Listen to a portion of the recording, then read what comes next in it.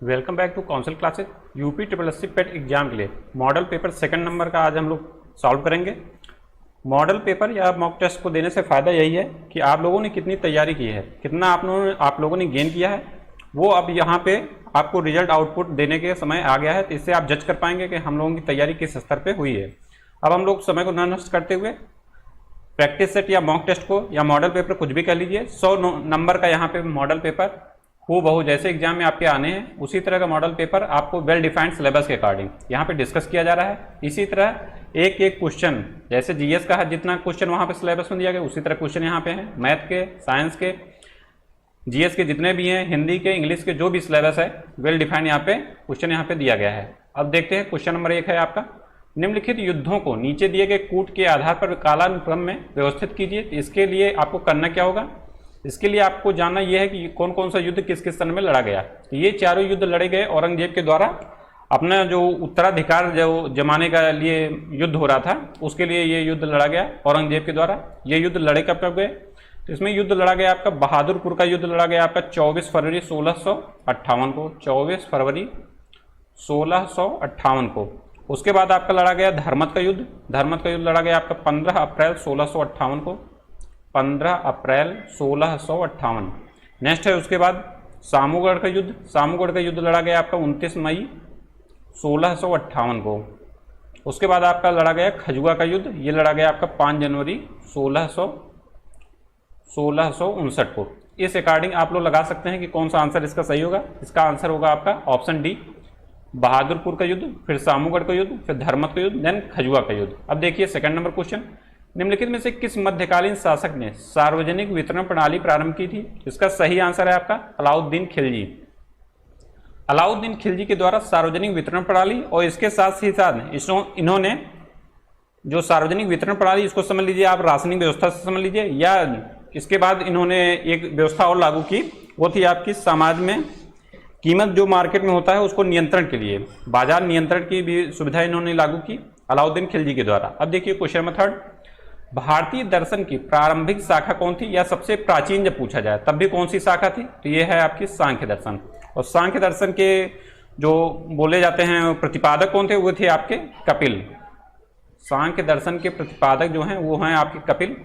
और इसी के साथ साथ अन्य भी जान लीजिए, मीमांसा के कौन है, जैमिनी हैं, मीमांसा के जैमिनी हो गए। वैशेषिक के आपके कणाद हैं। ये बार बार क्वेश्चन पूछा जाता है आपके एग्जाम में कि इसके प्रतिपादक कौन हैं। तो ये हो गया आपका, इसमें कौन कौन से दिए गए हैं। और उसके बाद हो गया आपका क्वेश्चन नंबर 4। क्वेश्चन नंबर 4 है आपका, द्वितीय बौद्ध समिति का आयोजन कहाँ पे हुआ। अब ये चार के चारों बौद्ध समिति या जैन समिति सभी इंपॉर्टेंट है, आप लोग इसको एग्जाम में देख के जाइएगा। जब भी एग्जाम हो किसी भी एग्जाम का, चाहे आपका यूपी ट्रिपल एससी हो या किसी अन्य एग्जाम हो, ये सब वेरी इंपॉर्टेंट टॉपिक हैं, इसको छोड़ के कभी नहीं जाना चाहिए। तो द्वितीय बौद्ध समिति का आयोजन हुआ था आपका वैशाली में, option B is the right answer. और इसमें अध्यक्षता किसके द्वारा की गई थी, तो अध्यक्षता की गई थी आपके सभाकामी के द्वारा। सभाकामी, सभाकामी या इन्हीं के नाम है सब्बकामी। और शासनकाल था इस समय किसका, कालाशोक का। इस समय शासनकाल था आपका कालाशोक। और कालाशोक किस वंश के शासक हैं, ये हैं आपके शिशुनाग वंश के, शिशुनाग वंश। ये सभी आप जानते रहिए। अब देखिए अगला क्वेश्चन, क्वेश्चन नंबर 5 है आपका, चनहूदड़ों के उत्खनन का निर्देशन किया था किसने, तो इसका निर्देशन किया था G.H. मैके ने।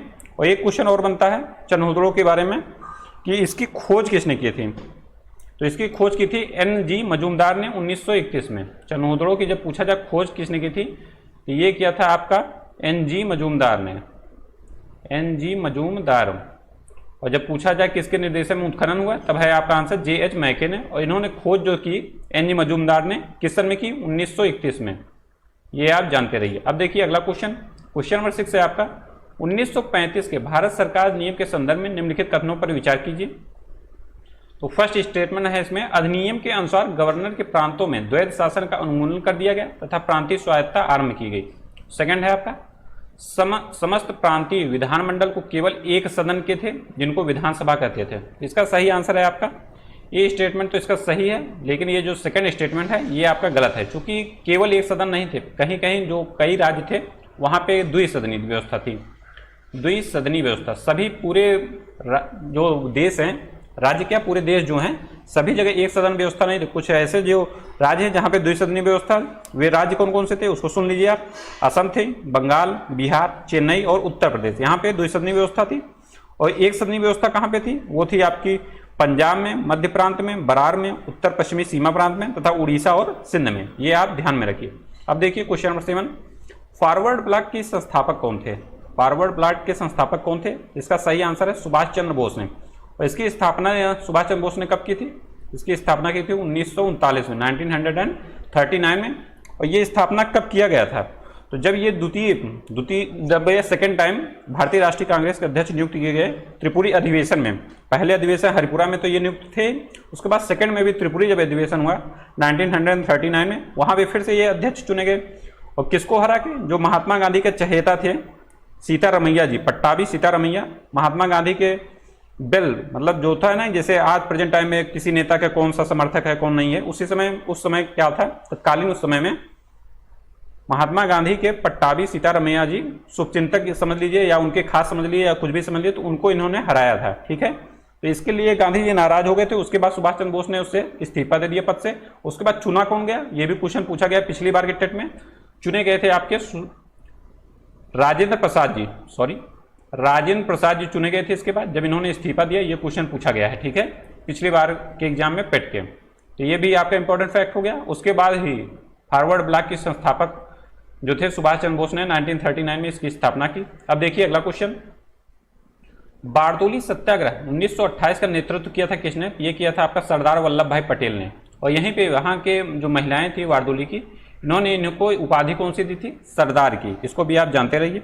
और ये जो बारदोली सत्याग्रह हुआ था कि ये किस रिस्पेक्ट में हुआ था? ये रिस्पेक्ट में हुआ था आपका कपास के जो मूल्य थे वहाँ पे चल रहा था इसमें अकाल। उसके बाद भी क्या है, कपास के जो मूल्य में गिरावट जो आनी चाहिए वो नहीं आई थी। बंबई जो सरकार थी उसके राजस्व को बढ़ाते हुए चला गया था और लगभग राजस्व को ले गया वो 30% तक। तो इसके रिस्पेक्ट में हो गया वहाँ पे बवाल। और उसके बाद ये बारदोली सत्याग्रह हो गया सरदार वल्लभ भाई पटेल के नेतृत्व में। और उसके बाद एक कमेटी गठित की गई अंग्रेज सरकार के द्वारा, जिसके बाद ये जो 30% टैक्स था उसको घटा के कितना किया गया? 6.03%। 6.03%। इसको भी याद रखिए कि घटा के कितना किया गया। ठीक है, अब देखिए अगला क्वेश्चन, निम्नलिखित नेताओं में से कौन एक स्वदेशी के समर्थक थे? इसका सही आंसर है ऑप्शन ए अरविंदो घोष। और स्वदेशी आंदोलन हुआ कब? ये हुआ आपका 1905 में। अब देखिए क्वेश्चन नंबर 10, इसमें क्या है, आपको मिलान करना है कि किसका किसके साथ मिलान है, कौन किसकी स्थापना किया है, ये आपको मिलान में करना है। तो इसमें स्थापना किया राजा राम मोहन राय जी ने आत्मीय सभा की, ये मिला लीजिए। उसके बाद देवेंद्र नाथ टैगोर ने किया तत्वबोधिनी सभा की, ये मिला लीजिए। उसके बाद विवेकानंद जी ने किया रामकृष्ण मिशन की, ये हो गया। तो उसके बाद है आत्माराम पांडुरंग ने, इन्होंने स्थापना की प्रार्थना समाज की। तो इसके बाद में इसके सन के बारे में भी आपके एग्जाम में क्वेश्चन पूछा जाता है, तो ये भी आप ध्यान में रखिए कि किसकी स्थापना कब हुई। तो इसमें तत्वबोधिनी सभा की स्थापना हुई आपकी 1839 में। 1839 में आत्मीय सभा की स्थापना हुई आपकी 1815 में। रामकृष्ण मिशन की स्थापना हुई आपकी 1897 में। और प्रार्थना समाज की स्थापना हुई आपकी 1867 में। ये सन भी चार के चारों याद रखिए, वेरी इंपॉर्टेंट क्वेश्चन है, आ सकता है आपके एग्जाम में। नेक्स्ट क्वेश्चन है क्वेश्चन नंबर 11, निम्नलिखित समुद्री धाराओं में से कौन हिंद महासागर की धारा नहीं है? नहीं शब्द आपको बहुत ध्यान से देखना है किसी भी क्वेश्चन में, पूरा एक क्वेश्चन को पढ़ना है, उसके बाद ऑप्शन को पूरा एकदम आराम से मन को एकाग्र मंचित करते हुए आंसर को करना है। चूंकि हमें एक एक नंबर फेच करना है, जो हमारे कंपटीटर हैं उनसे एक एक नंबर हमको इंक्रीज करते हुए अच्छा नंबर गेन करना है। तो इसमें धारा कौन सी नहीं है? तो इसमें धारा है आपकी वेंगुलर धारा, ऑप्शन डी। ये धारा जो है ये कहाँ बहती है? ये बहती है आपकी दक्षिणी अटलांटिक महासागर में, दक्षिणी अटलांटिक महासागर में इसकी अवस्थिति यहाँ पे है। और मोजाम्बिक की धारा, अगुलहास की धारा और दक्षिणी हिंद महासागर की धारा, ये सब हैं हिंद महासागर की धारा। अगुलहास के धारा के बारे में तो बहुत बार क्वेश्चन पूछा गया है। अब देखिए नेक्स्ट क्वेश्चन, क्वेश्चन नंबर 12 है आपका, निम्नलिखित में से कौन सा सही युग्म या सुमेलित नहीं है? तो इसमें पूछा गया है क्या? इसमें आपके क्वेश्चन के बारे में है राजधानी के बारे में। तो राजधानी आपकी घाना की अक्रा, ये सही है आपका। नैरोबी का आपके राजधानी केन्या की नैरोबी हो जाएगा। नामीबिया का विंडहाक हो जाएगा, सही है। अब नाइजीरिया की राजधानी रबात न होके इसकी राजधानी होती है अबूजा। क्या होती है? अबूजा। उसके बाद जो रबात राजधानी है वो कहाँ की है? वो है आपकी मोरक्को की राजधानी। रबात राजधानी है आपकी मोरक्को की। इसके बारे में आप जानते रहिए। अफ्रीका महाद्वीप और एशिया महाद्वीप की राजधानी के बारे में खूब पूछा जाता है। अब देखिए क्वेश्चन नंबर 13 है आपका, कथन है और उसके बाद कारण है। काली कपास वाली मृदाएं वर्षाहीन खेती के लिए आदर्श हैं। सेकंड कारण है इसका, काली कपास वाली मृदाएं सूक्ष्म कणिक हैं। तो इसका सही आंसर होगा आपका ये जो स्टेटमेंट है वो गलत है। सेकंड जो है कारण, इसका सही है, ऑप्शन डी इसमें सही हो जाएगा। और काली कपास वाली मृदा जो होती है, काली मिट्टी या काली कपास वाली मृदा, इसमें कपास का उत्पादन सर्वोत्तम होता है, ठीक है। लेकिन इसमें ये जो वर्षाहीन खेती है ये गलत है, ठीक है। वर्षाहीन नहीं होता है, काली कपास में वर्षा की आवश्यकता होती है किसी भी फसल के उत्पादन के लिए। अब देखिए क्वेश्चन नंबर 14 है आपका, जम्मू और श्रीनगर राजमार्ग पर जवाहर सुरंग का संबंध किससे है? तो इसका संबंध है आपका पीर पंजाल श्रेणी से। ये है आपके पीर पंजाल श्रेणी में एक हाईवे है वहाँ पे NH-44, इसके बारे में भी पूछा जा सकता है। इस हाईवे से यह संबंध रखती है, इसी के बीच में यह जवाहर सुरंग बनाई गई है। अब देखिए क्वेश्चन नंबर 15 है आपका, भारत की किस राज्य में महिला साक्षरता न्यूनतम है? तो ये राज्य है आपका बिहार। बिहार में सबसे न्यूनतम है, उसके बाद राजस्थान में सेकंड नंबर पे है। दोनों याद रखिए क्योंकि सेकंड भी पूछा जा सकता है। अब नेक्स्ट है क्वेश्चन नंबर 16, भारत में मुद्रा करेंसी की आंशिक परिवर्तनीयता का अर्थ क्या है? तो परिवर्तनीयता का अर्थ होगा आपका भुगतान संतुलन के चालू खाते पर परिवर्तनीयता, ऑप्शन बी। और ये परिवर्तनीयता हुआ कब? ये हुआ आपका 1992-93 में, फर्स्ट टाइम 1992-93 में। उसके बाद सेकेंड टाइम में ये जब ये आंशिक रूप से हुआ था 1992-93 में, आंशिक रूप से हुआ था। और पूर्ण रूप से किस सन में हुआ? तो पूर्ण रूप से हुआ आपका 1994 में, 1994 में पूर्ण रूप से, ये आप ध्यान रखिए। अब देखिए अगला क्वेश्चन है, भारत में निर्धनता के स्तर का आकलन किया जाता है किससे? भारत में निर्धनता का आकलन किया जाता है आपका परिवार के उपभोग व्यय के आधार पे, ऑप्शन सी। और उपभोग व्यय के आधार पे जो किया जाता है, इसमें एक समिति आई थी भारत में, सुरेश तेंदुलकर समिति, और इनके अकॉर्डिंग जो 27 रुपये जो ग्रामीण क्षेत्र है वहाँ पे जो कमा नहीं पाते हैं वो हो जाएंगे गरीब। और शहरी क्षेत्रों के लिए इन्होंने क्या मापदंड रखा? 33 रुपये, ठीक, 27 रुपये ग्राम के लिए और शहरी क्षेत्र के लिए 33 रुपये, तब वो आपके गरीब समझे जाएंगे। और इसमें जो उसकी रिपोर्ट है आपकी विश्व बैंक की, उसमें क्या है? $1.9, विश्व बैंक की रिपोर्ट के अकॉर्डिंग है $1.9 प्रति व्यक्ति प्रतिदिन न कमाने वाला जो परिवार होगा वो हो जाएगा आपका गरीब। अब देखिए अगला क्वेश्चन नंबर 18 है, भारत में हरित क्रांति के प्रणेता कौन है? तो भारत में हरित क्रांति के प्रणेता है MS स्वामीनाथन। और जब पूरा पूछा जाए पूरे विश्व में हरित क्रांति के प्रणेता कौन थे, तो ये हो जाएंगे आपके नॉर्मन बोरलॉग जी। तो इसके आंसर हो जाएगा नॉर्मन बोरलॉग। और जब भारत के रेस्पेक्ट में पूछा जाए तो ये हो जाएंगे आपके MS स्वामीनाथन। और भारत में हरित क्रांति की शुरुआत कब हुई थी इसके बारे में भी जानिए। इसकी शुरुआत हुई थी आपकी 1966 से लेकर 67 तक, 66 से लेकर 67 तक, वेरी इंपॉर्टेंट क्वेश्चन। और इसी के बाद में पंतनगर में जो विश्वविद्यालय था उसकी स्थापना हुई थी। पंतनगर विश्वविद्यालय की स्थापना 1960 में हुई थी। तो फर्स्ट जो कृषि विश्वविद्यालय की स्थापना की गई थी पंतनगर में, वो किया गया था आपका 1960 में। इसको भी आप ध्यान में रखिए, वेरी इंपॉर्टेंट क्वेश्चन है क्योंकि फर्स्ट है वो।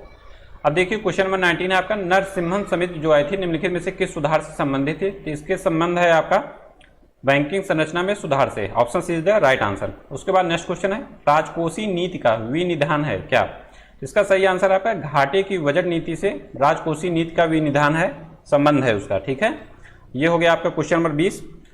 घाटे की ये जो राजकोषीय नीति है, राजकोषीय नीति किसके द्वारा लाई जाती है इसको भी आप जानते रहिए। तो राजकोषीय नीति लाई जाती है आपकी वित्त मंत्रालय के द्वारा, ठीक है। और जो ये क्वेश्चन पूछा इसमें मौद्रिक नीति, तो मौद्रिक नीति लाई जाएगी किसके द्वारा? वो लाई जाएगी आपकी RBI के द्वारा। दोनों क्वेश्चन पूछे गए हैं कि मौद्रिक नीति कौन नियंत्रण करता है, तो वो करेगा आपका RBI, जिसमें आ जाएंगे आपके बैंक दर, repo rate, reverse repo rate, ये सब हो गए आपके मौद्रिक नीति के।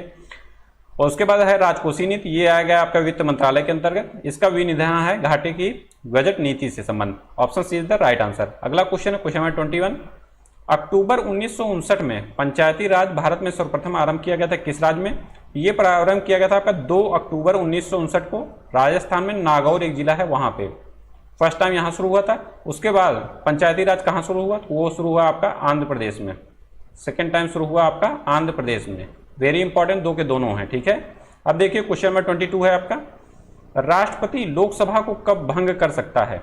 राष्ट्रपति लोकसभा को कब भंग करेगा? तो ये भंग तभी करेगा जब केंद्रीय मंत्रिमंडल इसकी अनुशंसा करेगा या सिफारिश करेगा, option C is the right answer.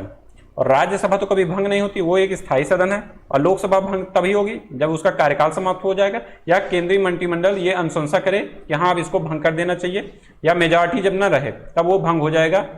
तो इसका ऑप्शन हो जाएगा सी। अब देखिए अगला क्वेश्चन, क्वेश्चन नंबर 23 है आपका, संघीय संविधान की सामान्य विशेषताओं की सूची नीचे दी गई एवं अंत में दिए गए कूट की सहायता से उन विशेषताओं का चयन कीजिए।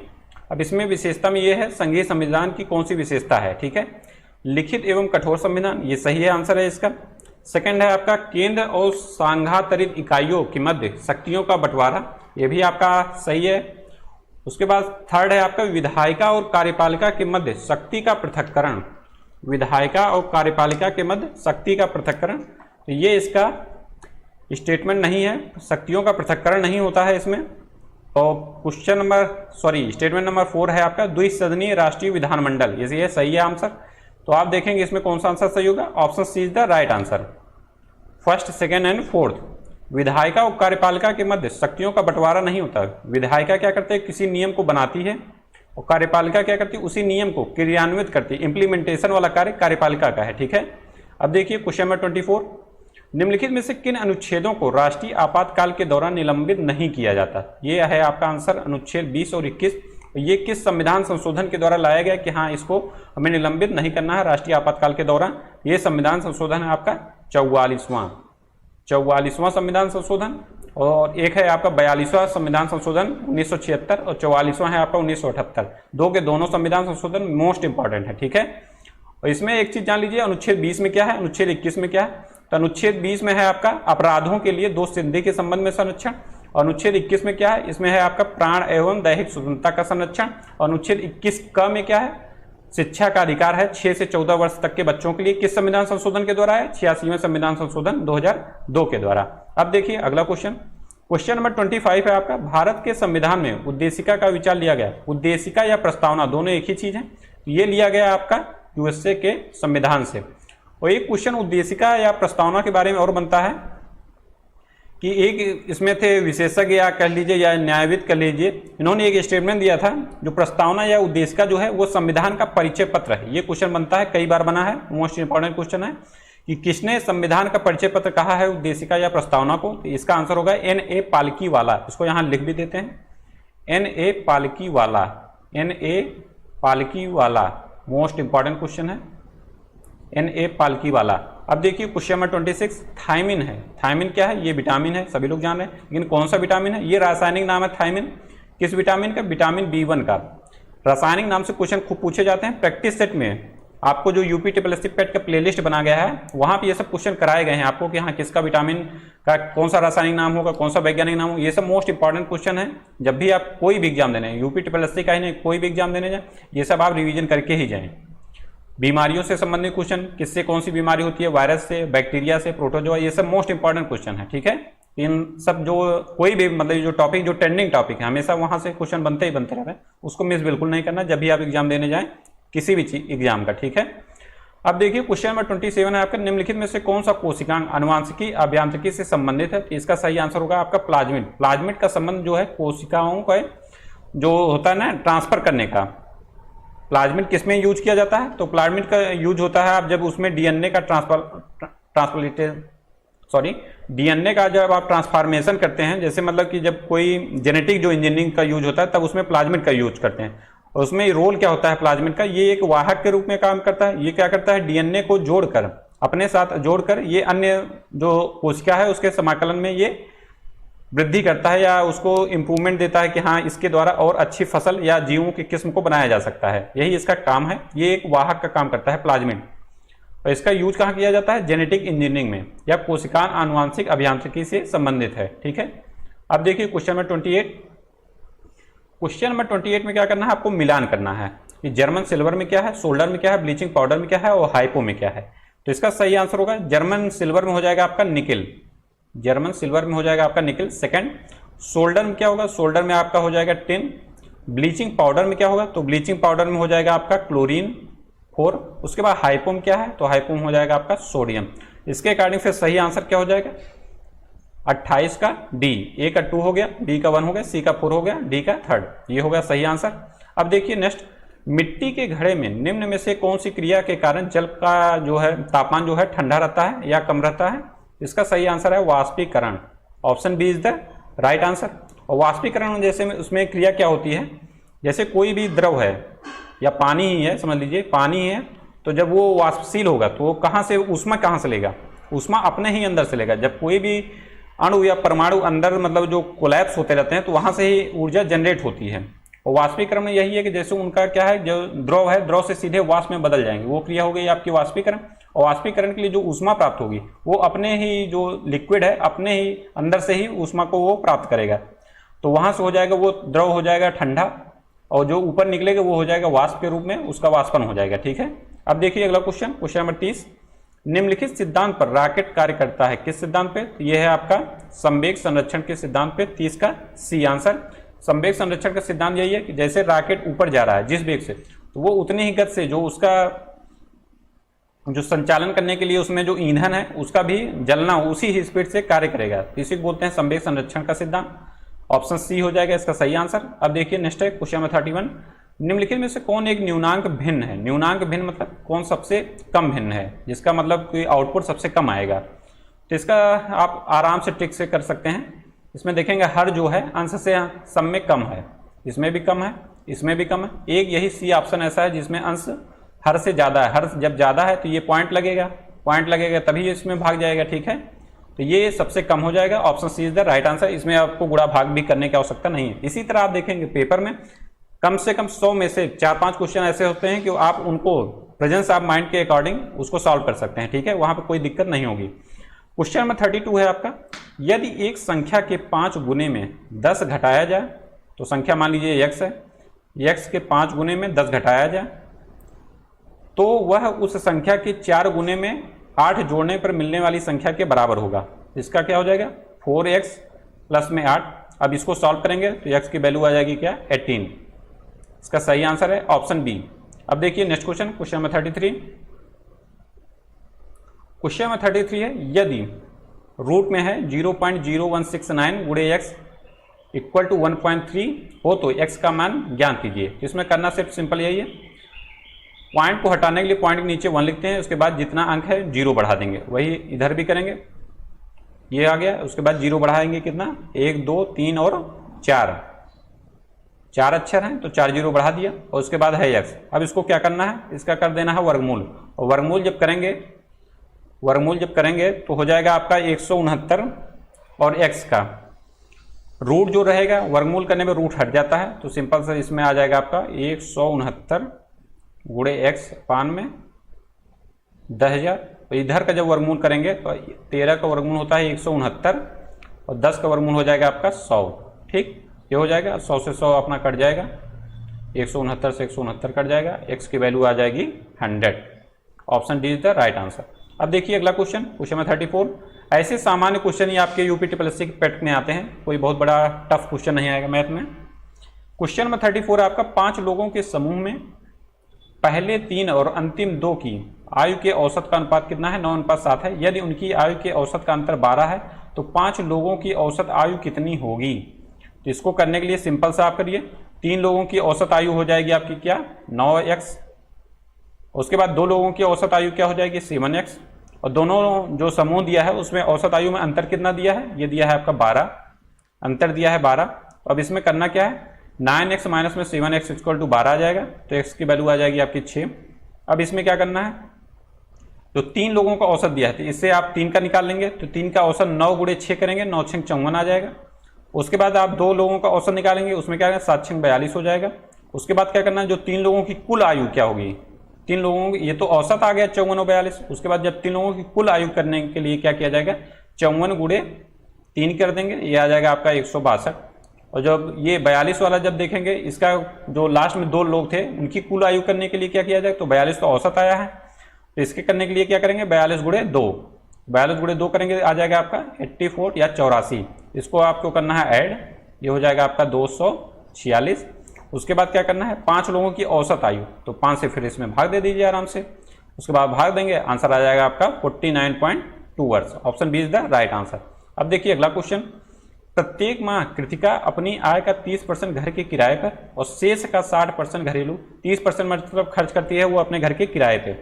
तो अब आपको करना क्या है, जैसे 100x है, 100x में से 30% ये खर्च कर दी कहाँ पे, किराए पे।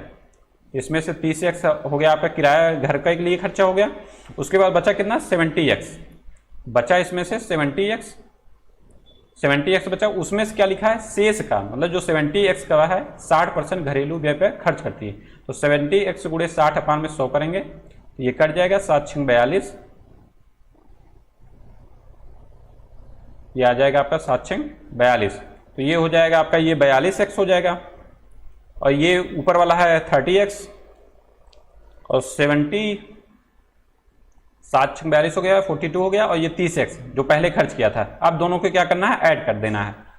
अब इसको ऐड करने पर आ जाएगा आपका 72x, और पूरा खर्च कितना है, पूरा मतलब आय कितना है, ये तो खर्च हो गया आपका, 72x खर्च निकल गया। तो पूरा आया है आपका 100 में से 72x निकाल दिए, बचा आपका कितना, 28x, और 28x बराबर कितना दिया गया है, 6300 रुपए।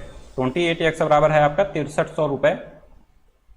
तो यहाँ से आप x की वैल्यू सॉल्व करेंगे, 28 से जब इसको काटेंगे तो x की वैल्यू आ जाएगी आपकी 22,500 रुपए। 22,500 कहाँ है, option C is the right answer.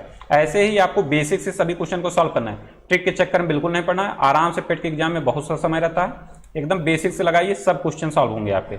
अब देखिए क्वेश्चन नंबर 36, सूरदास के गुरु कौन थे। तो सूरदास के गुरु थे आपके वल्लभाचार्य जी, ऑप्शन सी। और ये क्वेश्चन और बनता है, वल्लभाचार्य और इनके जो पुत्र थे विट्ठलनाथ ने किसकी रचना की थी, सॉरी रचना नहीं, किन कवियों के नाम से इन्होंने अपने शिष्यों का समूह बनाया था, अष्टछाप के नाम से। तो वल्लभाचार्य के शिष्य थे आपके कृष्णदास, परमानंद दास, कुंभन दास और सूरदास, ठीक। उसके बाद विट्ठलनाथ जो इनके शिष्य पुत्र थे वल्लभाचार्य के, उन्होंने किनको बनाया था अपना शिष्य, नंददास को, छित स्वामी को, गोविंद स्वामी को, चतुर्भुज दास को। इन चार दोनों को मिला के अष्टछाप का निर्माण होता है। ये क्वेश्चन पूछा गया है कि अष्टछाप में कौन सम्मिलित नहीं है। तो ये चार के चारों नाम आप याद रखिए, नहीं याद है तो लिख लीजिए।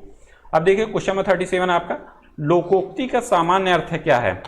तो लोकोक्ति का सामान्य अर्थ होगा आपका लोक की उक्ति, लोक की उक्ति, option is the right answer. Next question है, निम्नलिखित शब्दों में से स्त्रीलिंग शब्द को पहचानिए। स्त्रीलिंग शब्द को पहचानिए। तो ये इसमें शब्द है अश्विनी। अश्विनी शब्द क्या है, नक्षत्र का नाम है। ये अश्विनी नाम का एक नक्षत्र होता है। नक्षत्र जितने भी हैं ये सब हमेशा क्या होंगे, स्त्रीलिंग। कुछ अपवाद हैं पुल्लिंग और स्त्रीलिंग में, और वही अपवाद आपके एग्जाम में बार बार पूछे जाते हैं जब क्वेश्चन थोड़ा सा टफ करना रहे। तो अपवाद को आप लोग याद कर लीजिए। तो यहाँ पे अपवाद यही है कि जितने भी नक्षत्र हैं सब स्त्रीलिंग होते हैं। यहाँ पे अश्विनी एक नक्षत्र है, ये इसलिए हो जाएगी ये स्त्रीलिंग। Option D is the right answer. अगला क्वेश्चन है क्वेश्चन नंबर 39, निम्न चार विकल्पों में से शुद्ध वर्तनी वाले शब्द को पहचानिए। अशुद्धियों से संबंधित क्वेश्चन आपके एग्जाम में खूब बनते हैं। तो इसका सही आंसर हो जाएगा आपका Krishna, option A. Question number 40 है आपका, शीत का विलोम क्या होगा। तो शीत का विलोम होगा आपका उष्ण, option D is the right answer.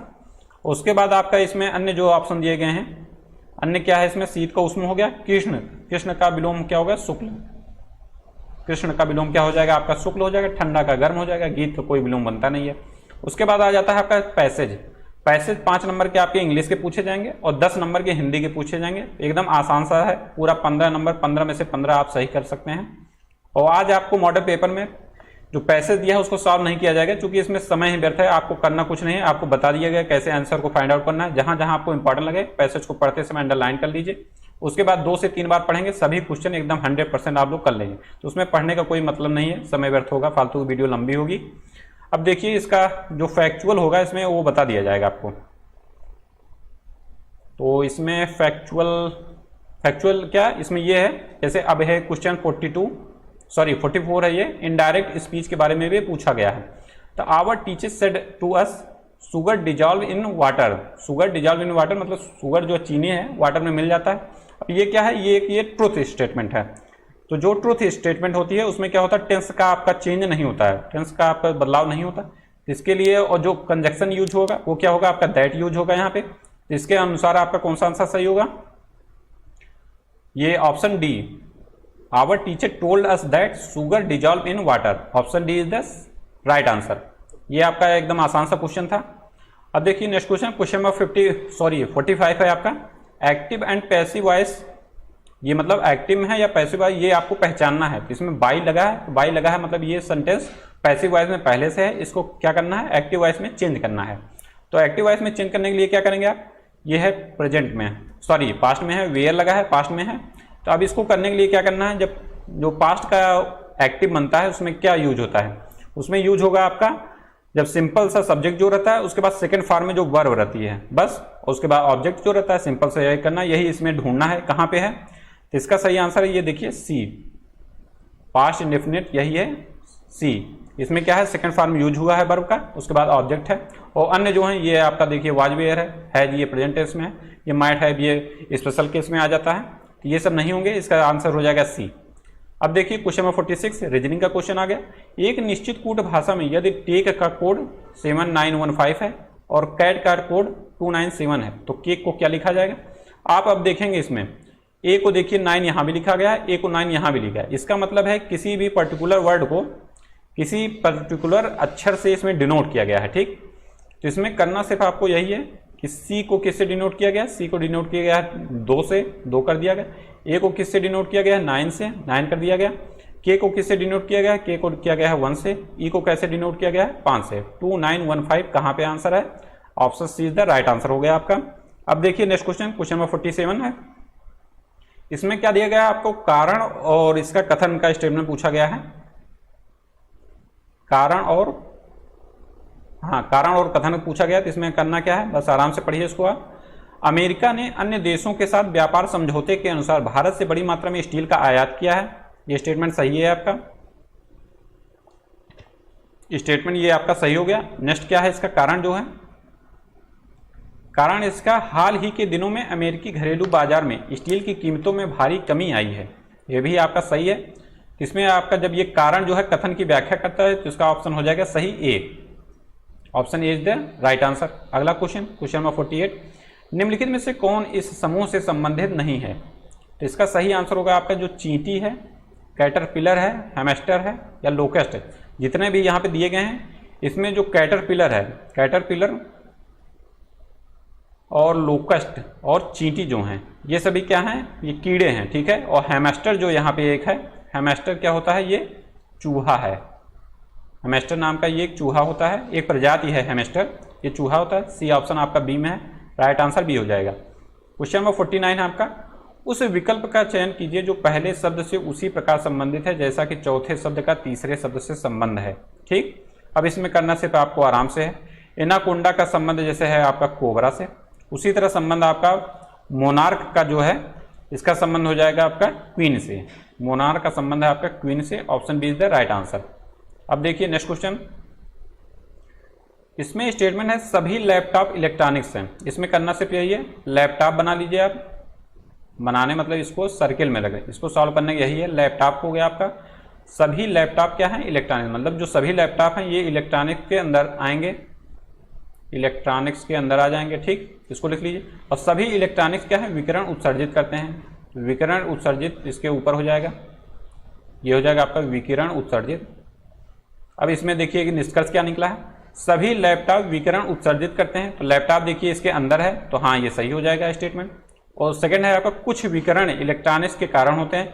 जब आ जाए कुछ और इसके अंदर है ये, तो ये भी आपका सही हो जाएगा। जो आल होता है अगर ये अंदर है तो आल तो 100% सही होगा, चाहे ये इसके बारे में पूछ लिया जाए कि हाँ इलेक्ट्रॉनिक विकिरण ये सभी लैपटॉप इलेक्ट्रॉनिक विकिरण इलेक्ट्रॉनिक्स हैं, वो भी सही हो जाएगा। और जब ये कोई स्टेटमेंट दे दिया जाए कि सभी लैपटॉप जो हैं विकिरण उत्सर्जित करते हैं तब भी ये सही हो जाएगा। और जब ये पूछ लिया जाएगा कुछ, जब सभी हैं तो कुछ भी उसमें सही होगा, एकदम सही आंसर हो जाएगा आपका 1 और 2 दोनों। इसका सही आंसर हो जाएगा आपका ऑप्शन बी। अब देखिए नेक्स्ट क्वेश्चन, क्वेश्चन नंबर 51, गीत गोविंद पुस्तक के लेखक कौन है। तो गीत गोविंद के लेखक हैं आपके Jaidev, option D is the right answer. और एक क्वेश्चन और पूछा जाता है गीत गोविंद में चर्चा किसकी है। तो गीत गोविंद में चर्चा है आपकी श्री कृष्ण की गोपिकाओं के साथ रासलीला की, राधा वियोग वर्णन के बारे में इसमें उल्लेख है, कृष्ण के लिए व्याकुलता जो है राधा की उसके बारे में उल्लेख है, कृष्ण की राधा के लिए उत्कंठा जो है उसमें उल्लेख है, राधा की सखी के द्वारा राधा के विरह संताप के बारे में इसमें चर्चा की गई है। गीत गोविंद में जयदेव के द्वारा यह रचना है।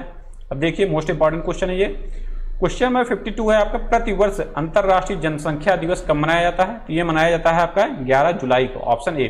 और अंतर्राष्ट्रीय जनसंख्या दिवस कब से मनाया जा रहा है, ये मनाया जा रहा है आपका 1987 से। 1987 से ही क्यों? इस दिन 5 अरब जनसंख्या हो गई थी संभवतः विश्व की, 5 अरब जनसंख्या हो गई थी विश्व की 1987 में, और इसी दिन से अंतर्राष्ट्रीय जनसंख्या दिवस मनाया जा रहा है 11 जुलाई को। और इसके बारे में थीम भी पूछा जाता है। थीम कुछ इंपॉर्टेंट दिवस हैं जिनके बारे में थीम पूछा जाता है, मुश्किल से 15 से 20 ऐसे दिवस हैं। तो अंतर्राष्ट्रीय जनसंख्या दिवस का थीम जो है थोड़ा सा लंबा है, इसमें आपको ध्यान से सुनना क्या है। इसकी थीम है 8 बिलियन की दुनिया, सभी के लिए एक लचीले भविष्य की ओर अवसरों का दोहन और सभी के लिए अधिकार और विकल्प सुनिश्चित करना है। ठीक है, यही इसका थीम हो जाएगा 2022 का। 8 बिलियन की दुनिया, सभी के लिए एक लचीले भविष्य की ओर अवसरों का दोहन एंड सभी के लिए अधिकार और विकल्प सुनिश्चित करना है, ये इसका थीम हो जाएगा। वेरी इंपॉर्टेंट थीम है, थोड़ा सा लंबा है, थोड़ी दिक्कत होगी आपको याद करने में, लेकिन आप याद कर लीजिए, मोस्ट इंपॉर्टेंट क्वेश्चन है। अब देखिए नेक्स्ट क्वेश्चन, क्वेश्चन नंबर 53 है आपका। कृषि क्षेत्र से उत्पन्न मीथेन गैस के अतिरिक्त एक मुख्य ग्रीन हाउस गैस कौन सी है? इसका सही आंसर हो जाएगा मीथेन तो है, मीथेन के साथ साथ आपका हो जाएगा नाइट्रस ऑक्साइड। चूंकि नाइट्रस ऑक्साइड क्यों होगा? भूमि जो है, भूमि में नाइट्रोजन की उपलब्धता रहती है, नाइट्रोजन क्या करेगा? ऑक्सीजन के साथ रिएक्शन करके नाइट्रोजन ऑक्साइड बना लेगा। ठीक है, ये हो जाएगा आपका सिंपल से लॉजिक। नाइट्रस ऑक्साइड कहां से आया? अब देखिए क्वेश्चन नंबर 54, भारत में कुल कितने संरक्षित जैवमंडल क्षेत्र हैं? जैवमंडल संरक्षित क्षेत्रों की संख्या है आपका 18, ऑप्शन सी। नेक्स्ट है, भारतीय कपास अनुसंधान संस्थान कहां पे है? तो भारतीय कपास अनुसंधान संस्थान है आपका, भारतीय कपास अनुसंधान संस्थान है ये आपका कहां पे? नागपुर में, option B is the right answer. और नागपुर है कहां पे? ये है आपका महाराष्ट्र में, ये है आपका महाराष्ट्र में। Very important question. अब देखिए क्वेश्चन नंबर 56 है आपका, निम्नलिखित में से कौन यूरोपीय देश हैं? अब आप इसको, ये सब क्वेश्चन याद करने वाला चीज नहीं है, ये आप जब मैप देखेंगे 10 बार 20 बार मैप देखेंगे, संभवतः सभी आपको जितने मैप में अवस्थित है देशों की वो याद हो जाएगी, कौन सा देश किस महाद्वीप में है, पूर्वी पे है, पश्चिमी छोर पे है, कहाँ पे है। ये सब क्वेश्चन बार बार आपके एग्जाम में बनते रहते हैं। इसका सही आसान सा तरीका है, मैपिंग आप देखते रहिए। मैप को आप जितना देखेंगे उतना धीरे धीरे याद होगा, और सोचेंगे एक दिन में याद कर लें तो वो याद नहीं होगा। तो इसमें कौन सा देश है जो है आपका यूरोपीय? तो उसका सही आंसर हो जाएगा जो बुल्गारिया है। बुल्गारिया क्या है? यूरोपीय देश है। अन्य जो देश हैं वो सब अफ्रीकी देश हैं। यहाँ पे बेनिन, घाना, सूडान, ये सब क्या है? अफ्रीकी देश हैं, अफ्रीकी देश। बुल्गारिया आपका यूरोपीय देश है।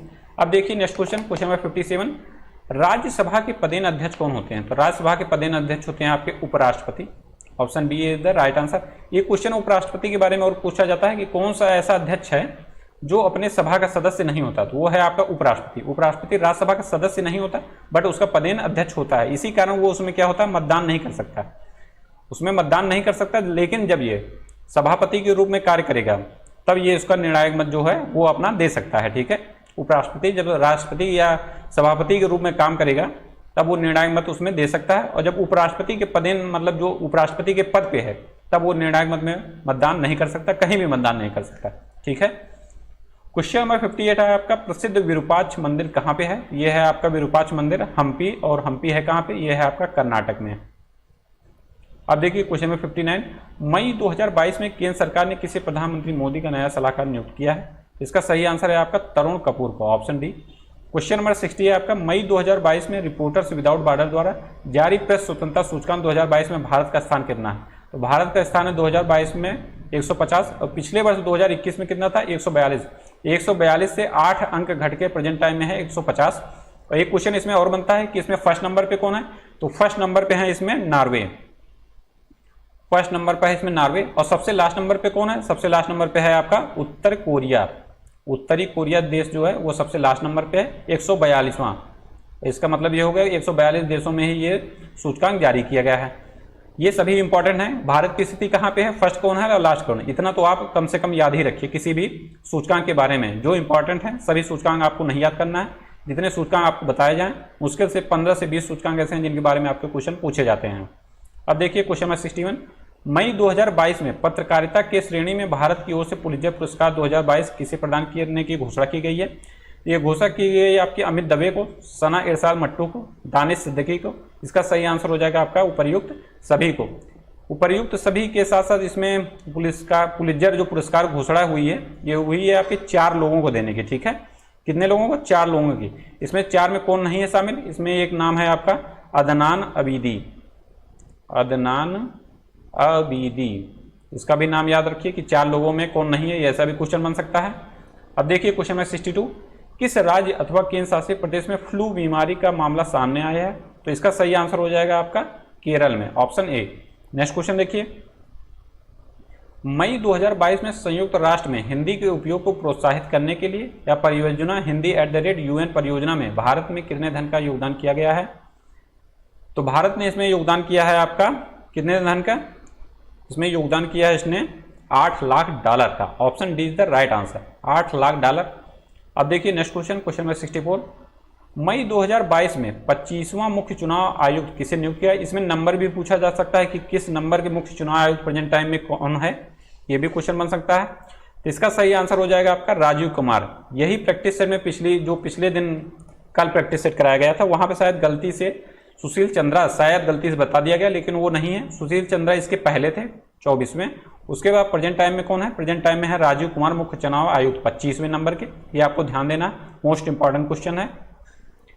अब देखिए क्वेश्चन नंबर 65 है आपका, किस राज्य ने ई अधिगम योजना की शुरुआत की? ई अधिगम योजना की शुरुआत किया है आपका हरियाणा ने, ऑप्शन बी। अब देखिए नेक्स्ट क्वेश्चन है, क्वेश्चन नंबर 66 है आपका, मई 2022 में महानिदेशक के स्तर पर भारत और ब्रिटेन राष्ट्रमंडल वार्ता कहां पे संपन्न हुई? तो इसका सही आंसर है आपका नई दिल्ली में ये संपन्न हुई। अगला क्वेश्चन है, मई 2022 में परिसीमन आयोग ने केंद्र शासित प्रदेश में जम्मू कश्मीर के लिए कितने विधानसभा क्षेत्र का निर्धारण किया है? ये किया है आपका 90 सीटों का निर्धारण किया है। अब देखिए अगला क्वेश्चन, मई 2022 में किसे व्हाइट हाउस की पहली अश्वेत महिला प्रेस सचिव नियुक्त किया गया है? वेरी इंपॉर्टेंट क्वेश्चन, इसका आंसर हो जाएगा आपका Karine Jean Pierre, option C is the right answer, Karine Jean Pierre इसका आंसर हो जाएगा। अब देखिए next question, question number 69, question number 69 है आपका, मई 2022 में किसे यूनेस्को या Guillermo Cano world press freedom award 2022 से सम्मानित किया गया? थोड़ा सा जटिल नाम है अवार्ड का, लेकिन आपको याद करना है, एग्जाम देना है तो याद करना ही है, ठीक है। इसका सही आंसर हो जाएगा आपका option D, Belarusian association of journalist, option D is the right answer. अब देखिए नेक्स्ट क्वेश्चन, नेक्स्ट क्वेश्चन है आपका, संयुक्त राष्ट्र का अंतर्राष्ट्रीय मातृभाषा दिवस प्रतिवर्ष किस दिन मनाया जाता है या कब मनाया जाता है? ठीक है, तो इसका सही आंसर हो जाएगा आपका 21 फरवरी को, option C is the right answer.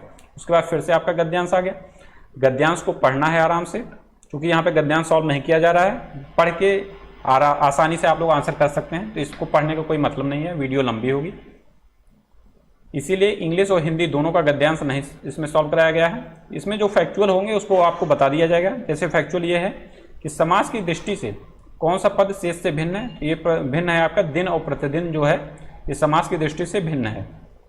अब देखिए नेक्स्ट क्वेश्चन, क्वेश्चन नंबर आपका इसमें है 73, विद्यार्थी के लिए अनुच्छेद में प्रयुक्त अन्य पर्यायवाची शब्द क्या हैं? विद्यार्थी के लिए अन्य शब्द हो जाएंगे आपके शिक्षार्थी और छात्र, ये आप आसानी से कर सकते हैं, इसमें कोई दिक्कत नहीं है। सहभागिता शब्द का निर्माण किस उपसर्ग और प्रत्यय से हुआ है? सहभागिता जो शब्द है इसमें लगेगा आपका सह उपसर्ग हो जाएगा, और ता जो है वो हो जाएगा आपका प्रत्यय, तो इसका सही आंसर हो जाएगा सह और ता, ये हो गया इसका आंसर। अब देखिए नेक्स्ट क्वेश्चन, क्वेश्चन नंबर 75 है आपका, अनुच्छेद में प्रयुक्त समकालीन शब्द का सबसे उपयुक्त अर्थ क्या होगा? तो समकालीन तो ये आप लोग आसानी से कर सकते हैं, समसामयिक, बिना पढ़े इसको कर सकते हैं, लेकिन पढ़ जरूर लीजिएगा, क्योंकि आपके 5 के 5 आंसर आपके सही होने चाहिए, एक भी आंसर गलत नहीं होना चाहिए। मुफ्त का नंबर है, समझ लीजिए, ये फ्री का नंबर है। नेक्स्ट है आपका 76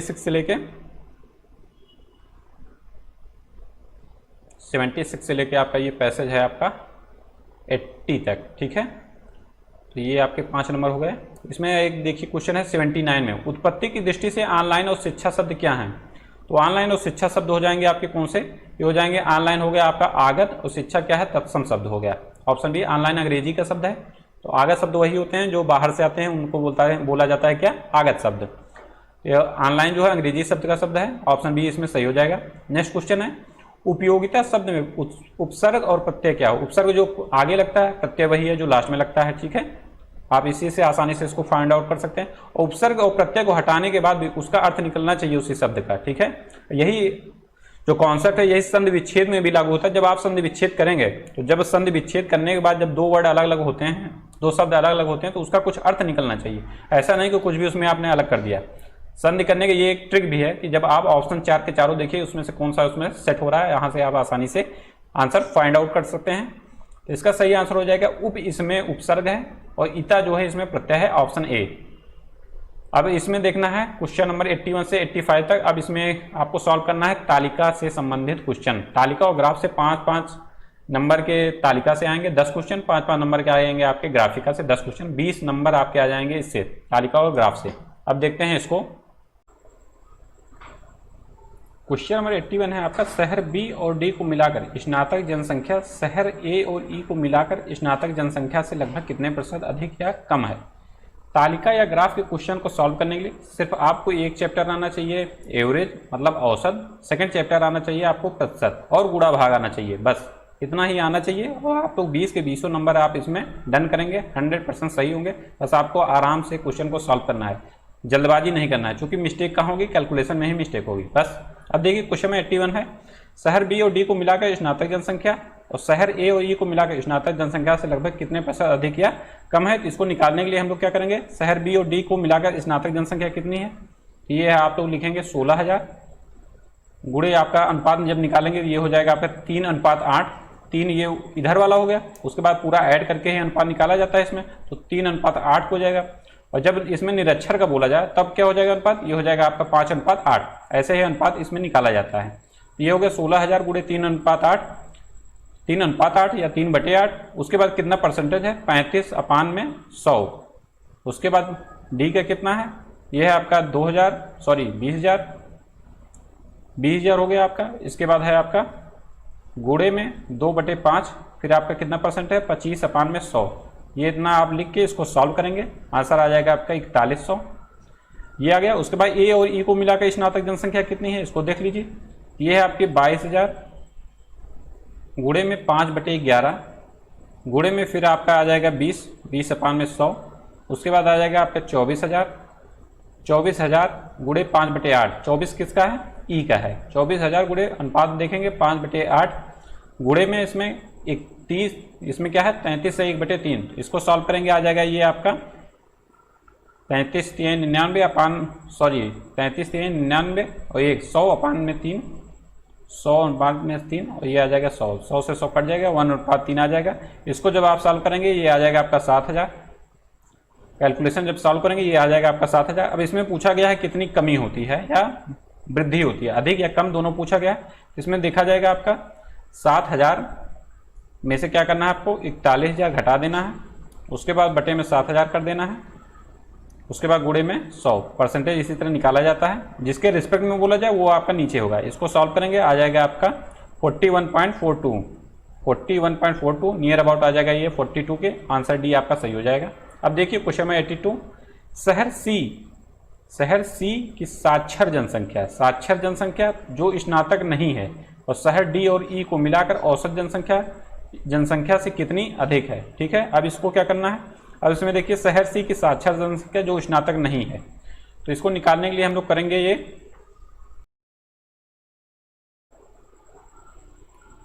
इसको निकालने के लिए हम लोगों को करना सिर्फ यही है कि शहर सी की साक्षर जनसंख्या जो स्नातक नहीं है, इसको निकालने के लिए आप करेंगे कितना हज़ार है, ये 96,000। ये है सी का आपका 96,000 गुणे अनुपात निकालेंगे इसमें 2:3 माइनस में 96,000 गुणे में 2:3। उसके बाद कितना परसेंट है, यह है आपका 32%, 32/100। इसको सॉल्व करेंगे ये आ जाएगा आपका 43,520। सोल्यूशन आप लोग आराम से कर सकते हैं गुणा भाग। उसके बाद इसमें दिया गया है शहर डी और ई को मिलाकर स्नातक जनसंख्या। तो शहर डी और ई को मिलाकर जनसंख्या कैसे होगी स्नातक, ये हो जाएगा आपका 20,000 गुणे अनुपात निकालेंगे 2:5 गुणे परसेंटेज कितना है 25/100। उसके बाद प्लस कर देंगे 24,000 गुणे अनुपात है आपका 5:8 या 5/8। तो इसके बाद परसेंटेज इसका 33 से 1/3। इसको सॉल्व करेंगे आ जाएगा आपका 1/3। ये पूरा आ जाएगा आपका 7,000। इसको सॉल्व करेंगे 7,000 आ जाएगा। उसके बाद पूछा गया शहर डी और ई को मिलाकर स्नातक जनसंख्या का औसत कितना है। तो दोनों संख्या को आप लोग क्या करेंगे, मिला देंगे आसानी से।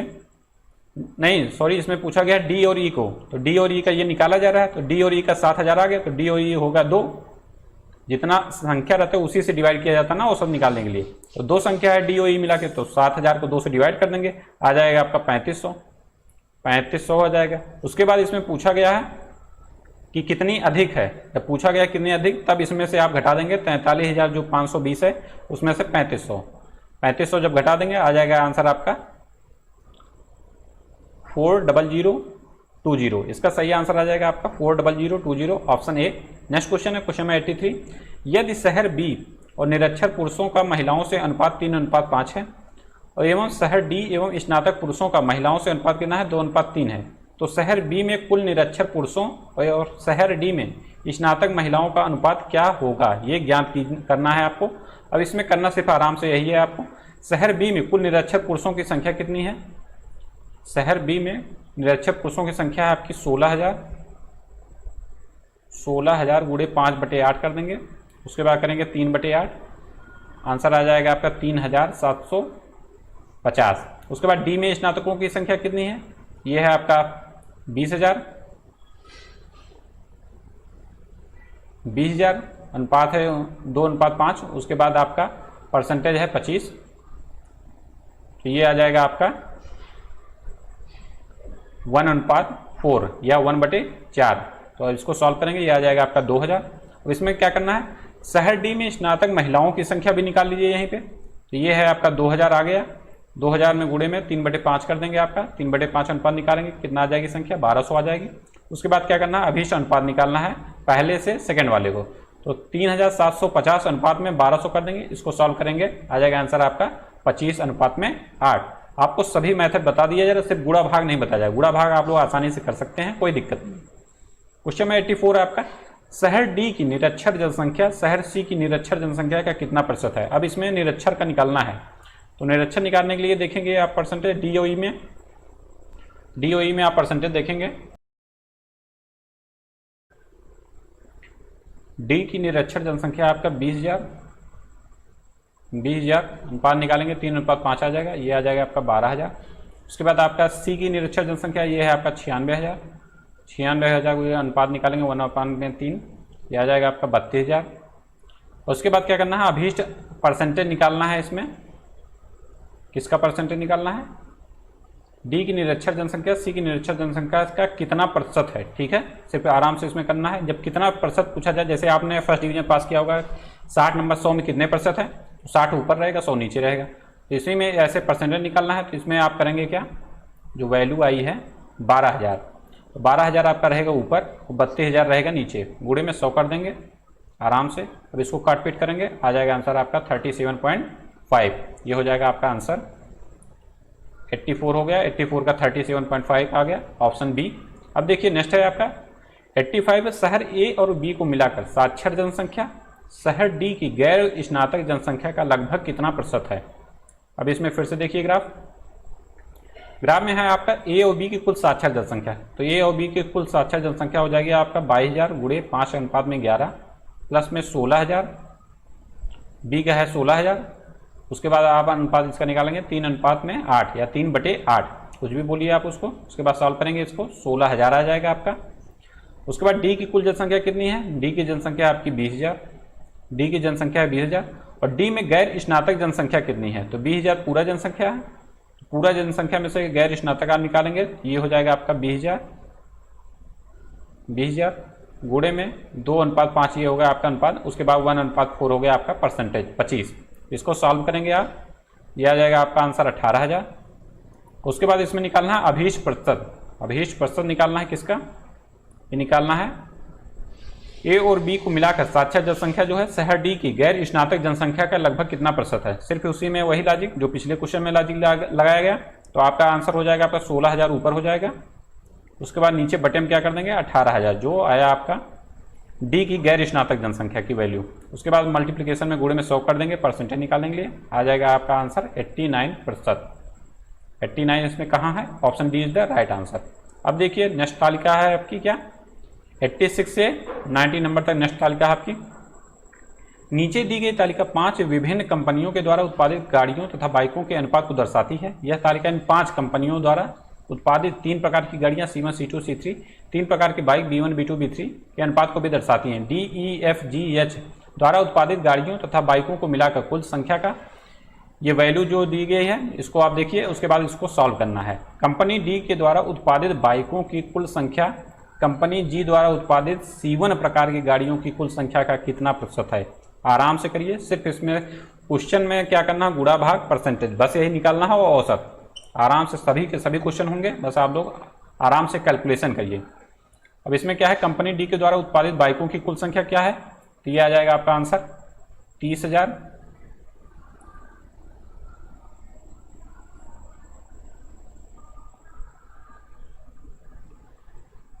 कितनी है जनसंख्या, बाइकों की संख्या है 3 लाख है, 3 लाख है। 3 लाख गुणे में इसका परसेंटेज निकालेंगे, 2:3 हो जाएगा, आ जाएगी वैल्यू आपकी।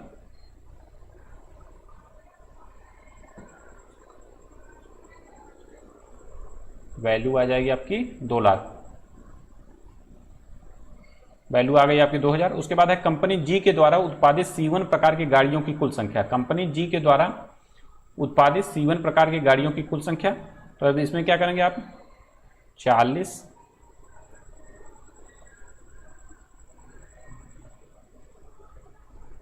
लाख है, इकाई, दहाई, सैकड़ा, हजार, 10,000, लाख, 4 लाख हो गया। उसके बाद परसेंट को अनुपात निकालना है, 3:4 कर देंगे, उसके बाद 2:6 कर देंगे, इसका अनुपात हो जाएगा आपका।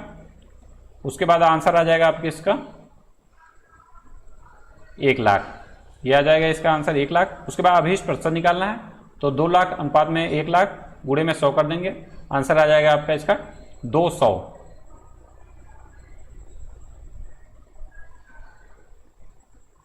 तो इसका आंसर आ गया आपका 87 का आ गया आपका आंसर। कितना आया, 86 का आंसर आया आपका 200। Option C is the right answer. अब देखिए नेक्स्ट क्वेश्चन है 87। दी गई 5 कंपनियों के द्वारा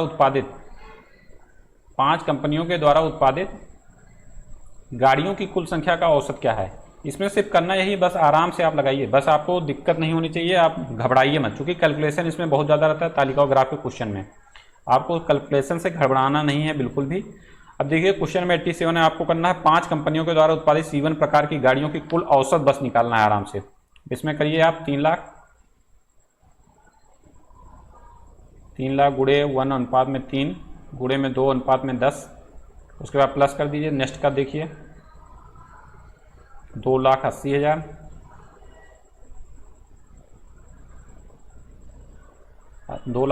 गुणे 3:4 गुणे में 1:3, उसके बाद फिर प्लस कर दीजिए। उसके बाद आ जाएगा आपका 3,20,000, 3,20,000। उसके बाद गुणे में है आपका 1:2 हो जाएगा अनुपात, उसके बाद 2:4 हो जाएगा, फिर आपको प्लस कर देना है।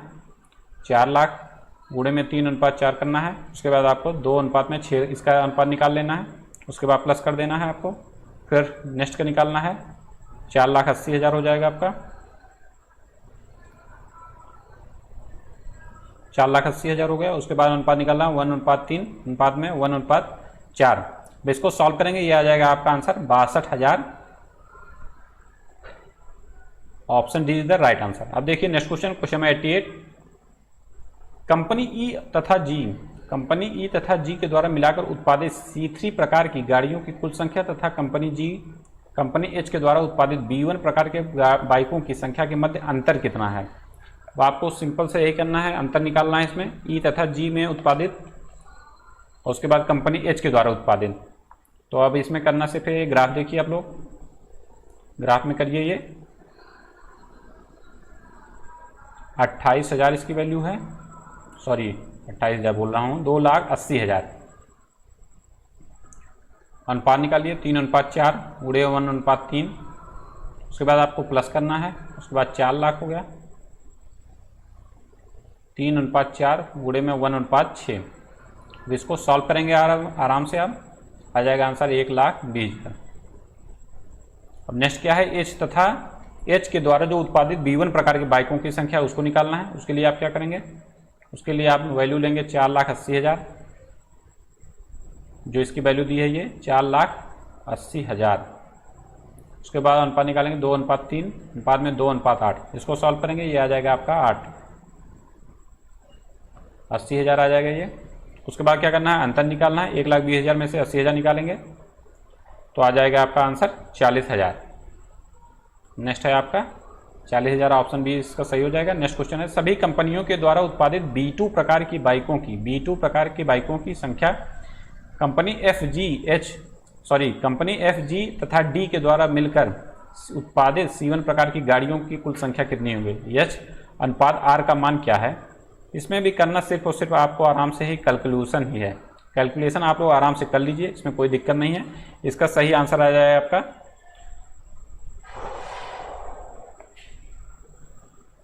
1.15 आएगा। आराम से इसको आप लोग कर लीजिए। आपको मेथड बता दिया गया है कैसे मेथड को इसको सॉल्व करना है। इसमें सिर्फ और सिर्फ कैलकुलेशन है, कैलकुलेशन आप लोगों को दिख भी नहीं रहा होगा। और 90 का आप जब निकालेंगे 90 का आ जाएगा ऑप्शन बी, ये सही हो जाएगा। उसके बाद 91 देखिए ग्राफ, 91 ग्राफ है ये। इसमें वैल्यू दी गई है आपका 6 पर्वत शिखरों की ऊंचाई दर्शाई गई है। इसमें 6 पर्वत शिखरों की, आप लोग क्वेश्चन को देख लीजिए, उसके बाद आंसर करते हैं हम लोग।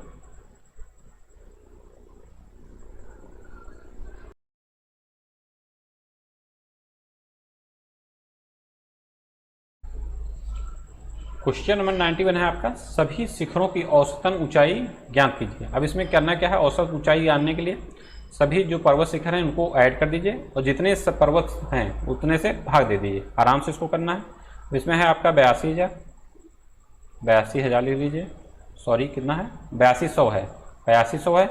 उसके बाद है आपका 6,000,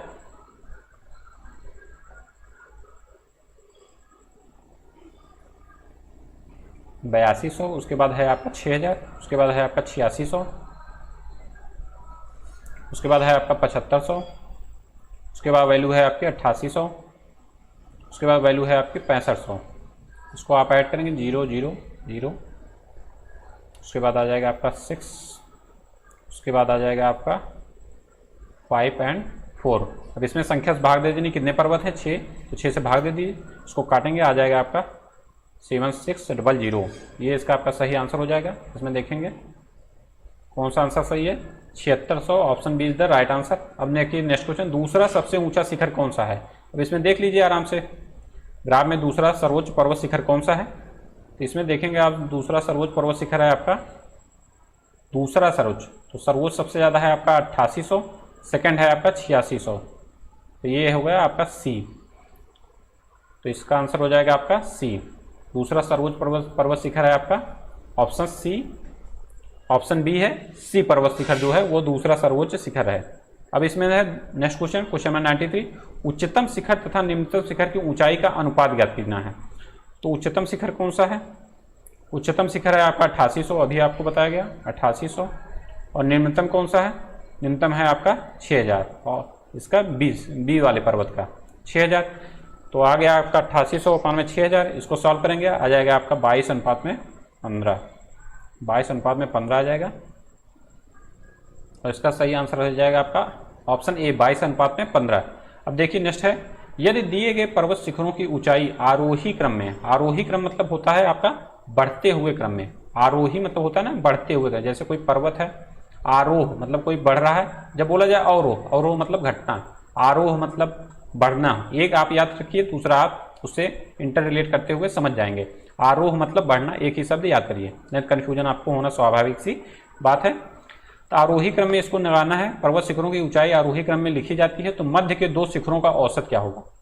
तो आप लोग इसको जब अवरोही में लगाएंगे, सॉरी आरोही मतलब बढ़ते हुए क्रम में, तो ये हो जाएगा आपका 6000, उसके बाद है आपका 6500, उसके बाद है आपका 7500, उसके बाद है आपका 8200, उसके बाद है आपका 8600, उसके बाद है आपका 8800। अब बीच के 2 निकालना है, 2 का अनुपात निकालना है, तो हो जाएगा आपका 7500 और 8200 का अनुपात निकालेंगे, उसके बाद डिवाइड बाई 2 कर देंगे, आ जाएगा आपका आंसर 7850। ये हो जाएगा आंसर आपका। इसमें 7850 कहाँ है, option D is the right answer. और सबसे न्यूनतम और सबसे अधिकतम शिखरों की ऊंचाइयों का योग ज्ञात कीजिए। तो सबसे उच्चतम है आपका 8800, आपने अभी देखा, और सबसे न्यूनतम है 6000, जिसका अनुपात निकाला गया। इसे कर देना है ऐड, इसका आंसर आ जाएगा आपका 14,600 मीटर। 14,600 मीटर इसका आंसर हो जाएगा। Option A is the right answer. अब नेक्स्ट है आपका 96 से 100 के लिए ग्राफ दिया गया है। किसी देश के विभिन्न वर्षों के उत्पादन को दर्शाया गया है। ग्राफ का अध्ययन कीजिए तथा निम्नलिखित का आंसर दीजिए। वर्ष 1982 और 1984 में खाद्यान्नों के उत्पादन का योग किस वर्ष के उत्पादन के बराबर है? तो योग कर लीजिए आराम से, क्या दिक्कत है। 82 और 84 का जब योग करेंगे आप तो इसका आंसर आ जाएगा आपका 6000 है। 82 में है ये आपका 1982 और 1984 में खाद्यान्नों के उत्पादन का योग ज्ञात करना है। तो 82 में है आपका कितना? 82 में है ये आपका 20 और 30 के बीच में है, समझ लीजिए 20 या 30 के बीच में है, या 20 है आपका, 20 ही है, 20 के ही समझ लीजिए इसको, सॉरी। ये है आपका 20 हो गया ये। उसके बाद नीचे है 1984 का, ये हो गया आपका 15, दोनों जोड़ देंगे आपका 35 हो गया। तो 35 इसमें किस में है? ये 35 इसमें है ऑप्शन बी 1981 वाले में। ये है आपका 35, ये हो गया इसका आंसर। क्वेश्चन नंबर 97 है आपका वर्ष 1981 और 1985 में खाद्यान्नों के उत्पादन का अंतर कितना है? तो 81 में उत्पादन है आपका कितना? 81 में उत्पादन है आपका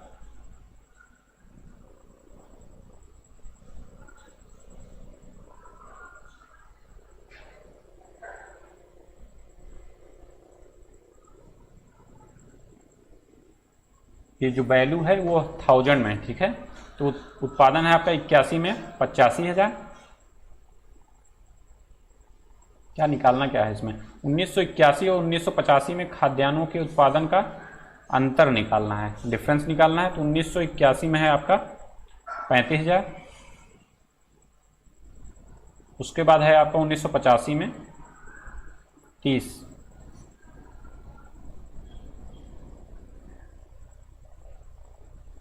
आ जाएगा आंसर आपका 5000 टन। ये इसका आंसर हो जाएगा 5000 टन, ऑप्शन सी। अब नेक्स्ट देखिए, वर्ष 1984 से 1985 तक उत्पादन में कितने प्रतिशत में वृद्धि हुई? 1984 देखिए, 1985 में कितने प्रतिशत वृद्धि हुई? तो जिसके रिस्पेक्ट में पूछा जाए वो हो जाएगा आपका नीचे, और जिसके लिए पूछा जाए वो हो जाएगा आपका ऊपर। तो कितने प्रतिशत वृद्धि हुई? तो इसमें से इसको घटाया जाएगा, इस वाले वैल्यू से इसको घटाया जाएगा। ये आ जाएगा आपका 30 माइनस में 15, अनुपात में किसके रिस्पेक्ट में बोल रहे हैं? तो 15 के, गुणे में 100। इसको सॉल्व करेंगे, आ जाएगा आपका आंसर 100। तो इसका सही आंसर हो जाएगा 98 का डी, 100। उसके बाद नेक्स्ट क्वेश्चन है 99, वे कौन से दो उत्तरोत्तर वर्ष हैं जिसमें खाद्यान्नों के उत्पादन की परिवर्तन दर सबसे कम रही है? तो सबसे कम आप लोग ध्यान से इसको बस देखना है ग्राफ को। तो सबसे कम रही है आपकी 1980 और 81, दो उत्तरोत्तर ऐसे वर्ष हैं जिसमें सबसे मिनिमम है 1980 और 81 में। इसका सही आंसर हो जाएगा ऑप्शन ए 1980 और 81।